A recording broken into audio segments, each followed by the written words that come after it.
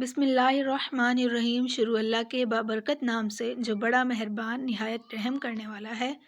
السلام علیکم آل viewers, hope so سب ٹھیک ہوں گے۔ اللہ پاک آپ سب کو ہمیشہ سلامت رکھے، خوش رہیں، آباد رہیں، دعاؤں میں یاد رکھیں۔ میرے چینل ٹیچ اسلامک میں خوش آمدید۔ آج کی ویڈیو شروع کرتے ہیں۔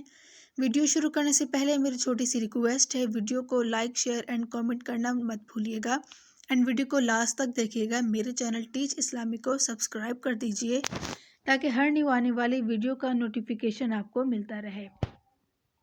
ہمارے نبی صلی اللہ علیہ وآلہ وسلم نے فرمایا، اللہ پاک اس شخص کے چہرے کو تر و تازہ رکھے جس نے میری حدیث سنی، یاد کی، پھر لوگوں تک پہنچائی۔ سیدہ عائشہ صدیقہ رضی اللہ عنہا بیان کرتی ہیں، نبی پاک صلی اللہ علیہ وآلہ وسلم ہدیہ قبول کر لیتے تھے اور اس کا بدلہ بھی دیتے تھے۔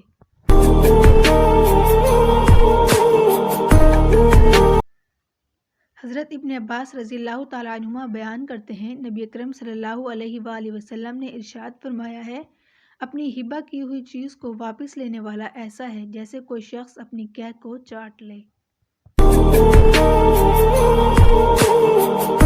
رسول اللہ صلی اللہ علیہ وآلہ وسلم نے ارشاد فرمایا کہ میرے بعد اگر کوئی نبی ہوتا تو وہ عمر ہوتے۔ حضرت ابن عباس رضی اللہ تعالیٰ عنہ نبی اکرم صلی اللہ علیہ وسلم کا فرمان نقل کرتے ہیں، اگر میں نے اپنی امت میں سے کسی ایک کو خلیل بنانا ہوتا تو ابو بکر صدیق کو بناتا، لیکن وہ میرے بھائی اور ساتھی ہیں۔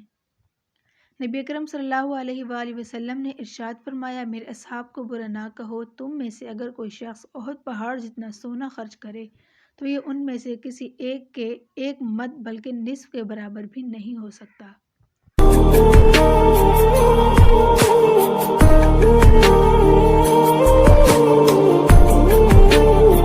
انس رضی اللہ عنہ بیان کرتے ہیں، ایک مرتبہ نبی اکرم صلی اللہ علیہ وآلہ وسلم حضرت ابو بکر صدیق، حضرت عمر، حضرت عثمان احد پہاڑ پر چڑھے تو وہ کانپنے لگا۔ نبی اکرم صلی اللہ علیہ وسلم نے ارشاد فرمایا، احد ٹھہرے رہو، تم پر اللہ کا نبی، ایک صدیق اور 2 شہید ہیں۔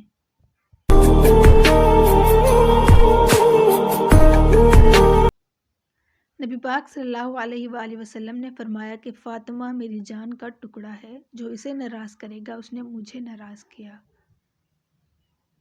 حضرت اسامہ بن زید رضی اللہ عنہ بیان کرتے ہیں، نبی کریم صلی اللہ علیہ وسلم نے انہیں پکڑا اور حضرت حسن رضی اللہ عنہ کو پکڑا اور یہ دعا کی، اے اللہ، میں ان دونوں سے محبت کرتا ہوں اور تو بھی ان دونوں سے محبت کر۔